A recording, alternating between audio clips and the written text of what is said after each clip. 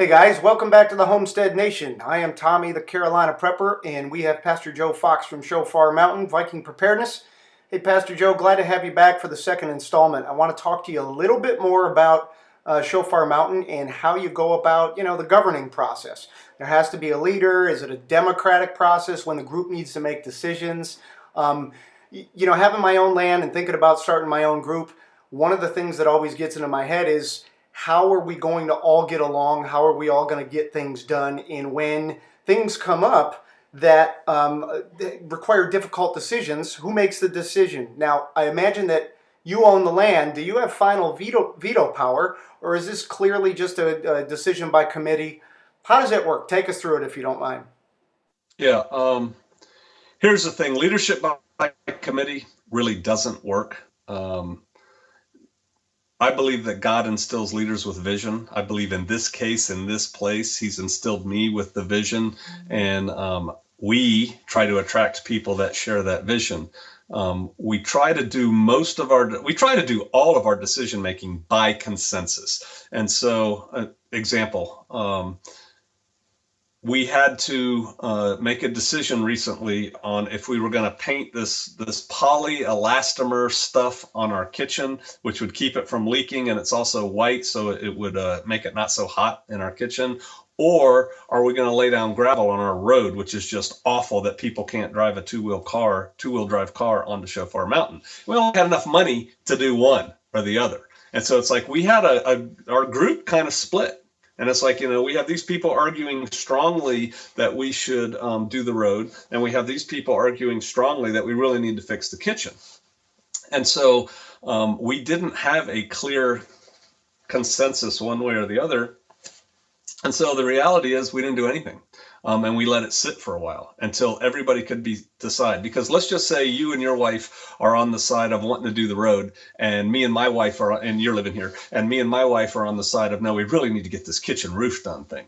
Well, if one of us wins, in that case, then one of us is losing, and then we got a loser. And, that's not so good. And so we just wait until everybody kind of comes along to where we're going to go. It's like, yeah, all right, we all want to do this. I see it that way. Because the reality is we have a much slower pace of life here. We don't have to make a whole lot of decisions right now. I do maintain veto authority. If the whole group decided that we're going to paint all the buildings pink, because we just decided that's what we're going to do, I'd probably say, no, I don't think we're going to do that, guys. And then we wouldn't. But I've only used the veto authority twice and once of those wasn't even here, because I have veto authority as a pastor too, twice in like 10 years. So I don't use it, because here's the thing. If you want to rule like a tyrant, I could do that, and I could be in charge of my wife and I, and maybe not even her. So, people have to like how you're doing. Good points. If you're going to rule like a tyrant, chances are you're not going to have much of a group. So good point.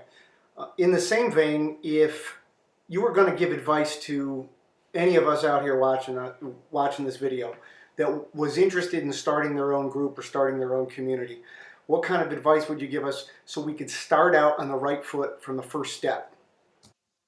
Well, I think, on those lines, and I'm probably going to write a book on this. As soon as I get this house done, I'm actually going to start dedicating time to writing another book. But I think it starts out with you, in this case, have to have a very clear vision of what you want for your community setup, whatever, and where you see it going. And then you have to be able to articulate that vision. You have to be able to, dare I say it, sell that vision. And then you put the vision out to people who say, yeah, I'm into that. But then you got to monitor them. Because don't come here saying you're all good with the vision, and then 2 weeks later you're trying to change a major component of the vision. That's not why you want to be a part of this. You either want to be part of this or you don't. And so that's what we do at Shofar Mountain. And we've had people come and go from here who come and they're like, yeah, this isn't really what I thought it was. Well, it's exactly what you thought it was. You thought you were going to change it. It's like, yeah, we can put up with that. We'll change that. Well, no, we're not going to change it. So we've talked about this before. It seems as though the country is going through an immense change. Where would you say that it started? Is this new, or has it been going on for a while? If you get me in a dark mood and I've been drinking, I'll tell you it's all a wicked conspiracy. It started out with women's lib and taking women out of the home and putting them to work.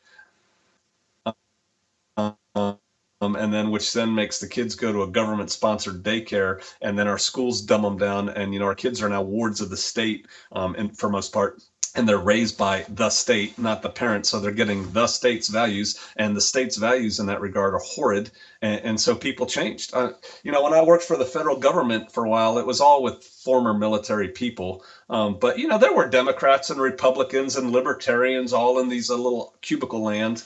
And we all thought we were really different and diverse. We had white people, black people, yellow people, brown people, and we thought we were really diverse. And it hit me one day, and I told people we're not diverse at all. And they're like, "What are you talking about?" I said, we all have a really similar background. And even though we have all these different political views and religious views, and even how we deal with our money views, go to Walmart at midnight and walk around and look at those people, and you'll realize, ooh, they're not like us. And the other thing you'll realize very quickly is they vote. And so that's the problem.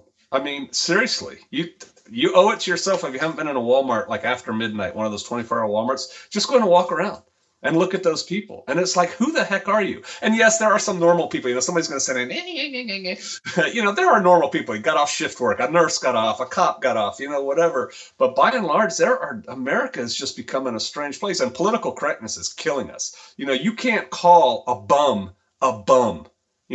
He's homeless, or come on. Well, you mentioned political correctness, and I just want to touch on politics for a second. The left versus the right paradigm, Democrat versus Republican. One party comes out and pretty much says that they're socialist, and the other party says that they're not. But at the end of the day, what's the difference? I think the Democratic Party fits that plank very well, and the Republican Party acts like they don't, but they're fitting it just as well too, as evidenced by this latest vote. I mean, and again, we can go down the conspiracy things. Any given day, do I believe it's there or not? I don't know. I think there are people in positions of great power that want things their way, and their way is not you and I enabled and able to exercise freedom. They want to tell us what to do, and I think we're lost. I really do. I think this whole thing has to go down the toilet and come back out as something else.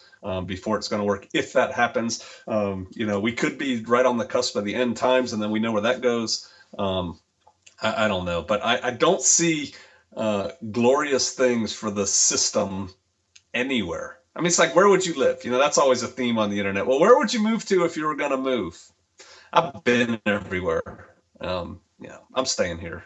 There's really no place else to go. And unless you're talking nuclear war, then you want to get in the Southern Hemisphere. And there's not a lot of good places to go in the Southern Hemisphere. Australia's not going to let you in, so. That's a great point. I've heard several people say that they have a contingency plan to leave the country. I also know many people that have already left the country. But for most of us, that's probably not an option. We don't have the means to have another place with supplies in a different part of the world.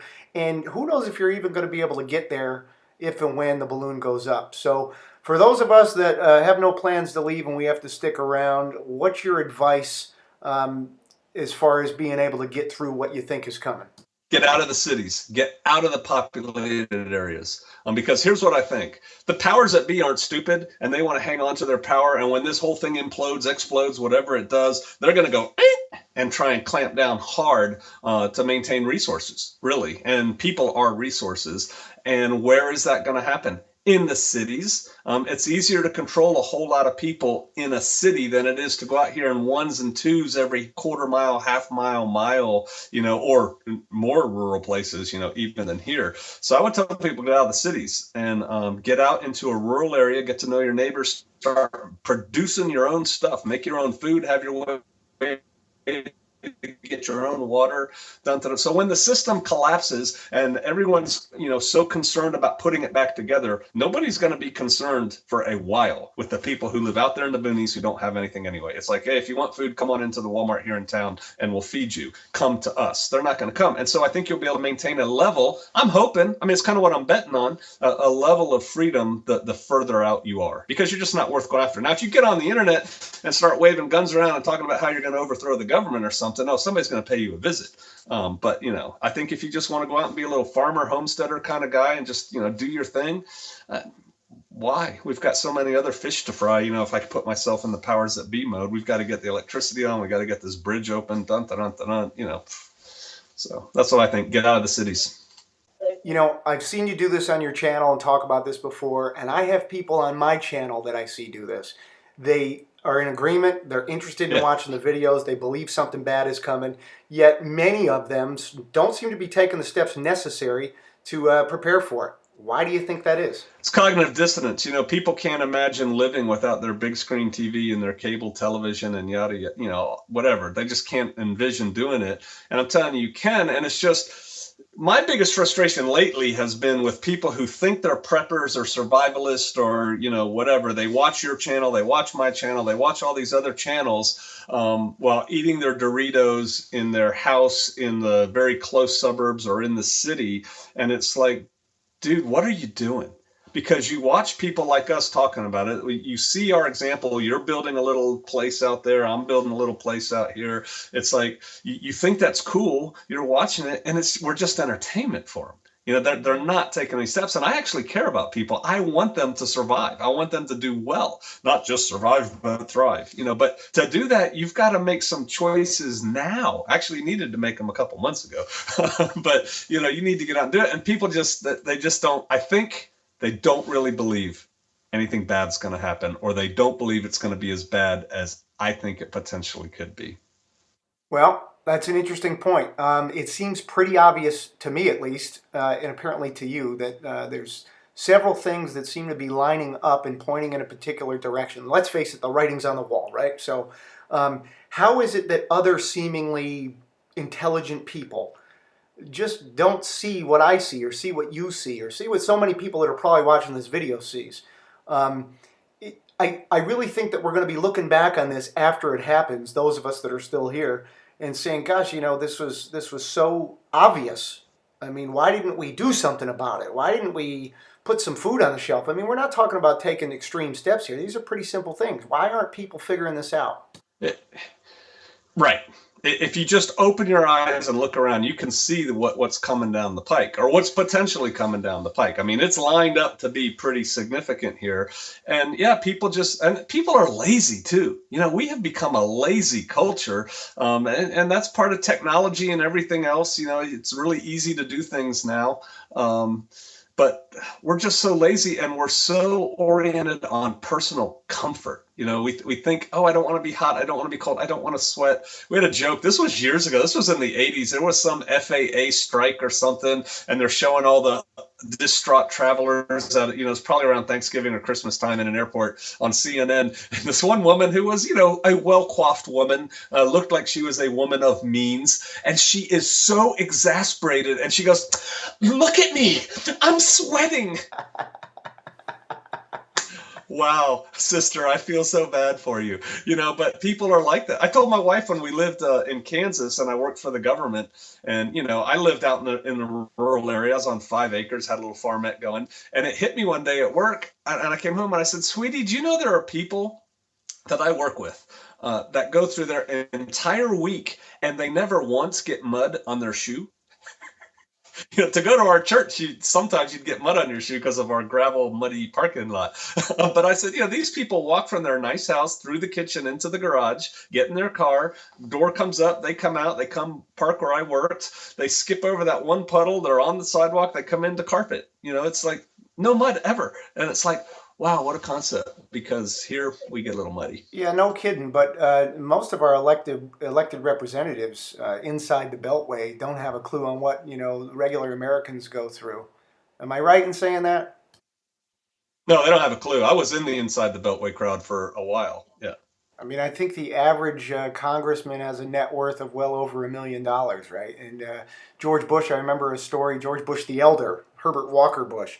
They did a story on him where he was in a grocery store when he was president, and he was just amazed at the fact that they had scanning technology. I mean, the last time he was in a grocery store was what, the 60s?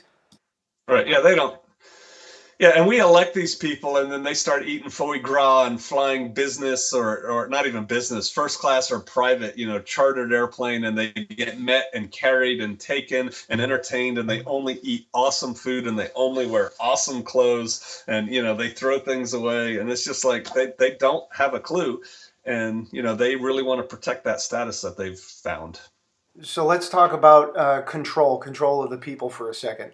Recently, a story just came out about the TSA and how they Yep. patted down a 10-year-old girl in front of her father, who was just horrified at seeing his daughter being groped.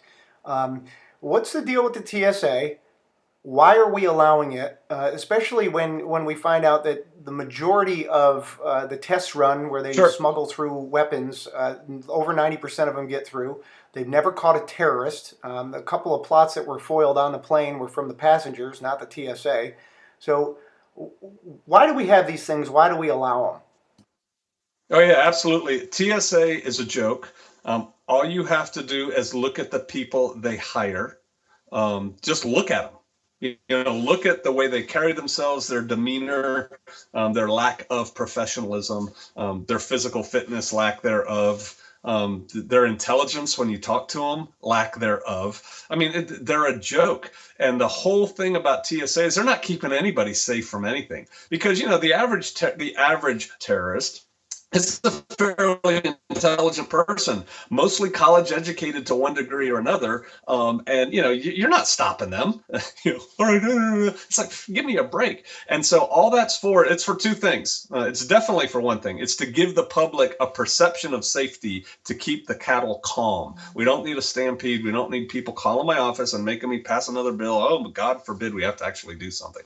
So that's number one, just to keep the people calm. And then, when I get to my dark side, it's all about control of the population and setting the conditions to get you used to doing things, to listen to authority. When I tell you to line up and take off your shoes and your coats, that's what you do. And you don't give me any guff. You understand? Next, it's going to be like, all right, take off your shoes, your coat, your shirt, and your pants. Don't give me any guff. I mean, it's like, are you kidding me? It's not doing anything. This is ridiculous. And don't get me started. That's why I quit being a contractor, because I was traveling too much and I got disgusted with it. I hated the physical act of going through the TSA stuff more than I hated anything else in my whole job. But the fact that I had to do that all the time because I was popping all over the place, it's just like, this is, yeah, it's just like, dude, first of all, you're a joke who's telling me what to do. And number two, what you're doing isn't making any sense. And it's just, it's horrible.